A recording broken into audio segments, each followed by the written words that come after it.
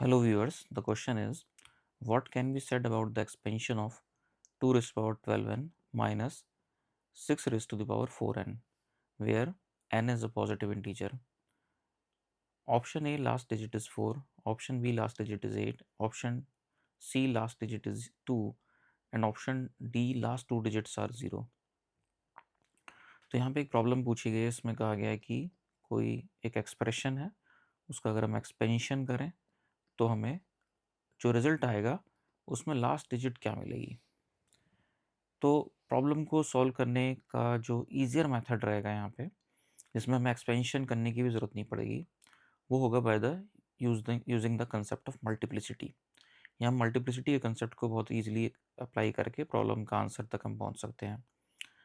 तो सबसे पहले अगर हम देखें, जो हमारा सेकंड नंबर यहाँ पे दिया हुआ है 6 टू द पावर 4n, इसमें हमें कोई डाउट नहीं है क्योंकि 6 की कोई भी पावर हो, हमेशा लास्ट में जो डिजिट आती है रिजल्ट में वो 6 ही आती है और 6 की मल्टीप्लिसिटी 1 होती है। 6 की पावर चाहे हम 1 कहें जो कि 6 के बराबर होता है, 6 की पावर 2 अगर हम कहें जो कि 36 के बराबर होता है, 6 की पावर 3 भी अगर हम देखें तो भी लास्ट में हमें 6 मिलता है डिजिट। ऐसे हम कितनी भी पावर लें हमें 6 ही मिलता है। तो हम कह सकते हैं कि अगर हम इस एक्सपेंशन को कर रहे हैं तो लास्ट में जो डिजिट आएगी इसमें, इस नंबर में, वो 6 ही आएगी सेकंड वाले टर्म के लिए अगर हम बात करें। अब हम बात करते हैं 2 टू द पावर 12n।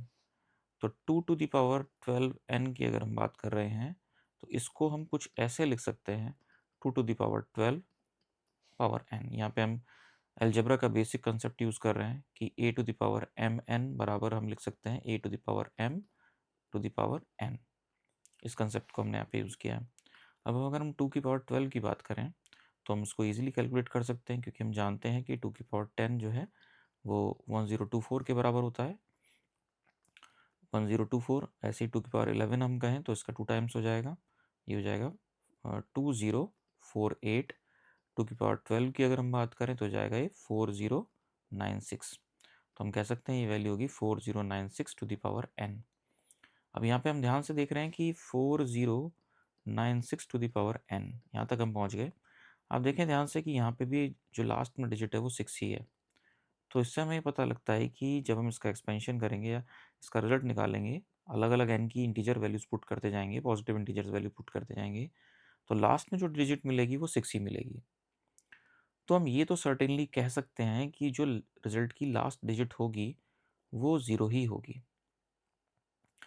हम यहाँ ये नहीं अभी सर्टेनली कह पा रहे हैं कि सेकंड लास्ट डिजिट क्या होगी, लेकिन ये सर्टेनली हम देख पा रहे हैं कि लास्ट डिजिट 0 होगी। अब अगर आप ध्यान से इसके ऑप्शंस को देखें, तो पहले ऑप्शन में ऐसा नहीं आ रहा कि 0 है, दूसरे ऑप्शन में नहीं आ रहा कि 0 है, दूसरे ऑप्शन में भी कह रहा है लास्ट डिजिट 8 है, पहले में कह रहा है लास्ट डिजिट 4 है, तीसरे में कह रहा है कि लास्ट डिजिट 2 है, चौथा ही एक ऐसा ऑप्शन है जिसमें 0 आता है। तो मेथड ऑफ एलिमिनेशन के हिसाब से यहाँ पे नन ऑफ दीज ऑप्शन कहीं नहीं दिया हुआ है, इसके लिए इस वजह से हम कह सकते हैं कि ऑप्शन डी जो है वो करेक्ट ऑप्शन होगा। बिना ये कैलकुलेट किए हम सर्टेनली कह सकते हैं, अब लॉजिकली कह सकते हैं इस इनके आंसर्स को देखते हुए कि ऑप्शन डी जो है हमारा यहाँ पे करेक्ट ऑप्शन होगा, क्योंकि लास्ट की जो डिजिट हम निकाल चुके हैं जो कि 0 है। तो इस तरह से ऑप्शन डी हमारा यहाँ पे करेक्ट हो जाता है। ये एक शॉर्टकट ट्रिक है बिना एक्सपेंशन किए निकालने की। So hope you understand the explanation. Thank you.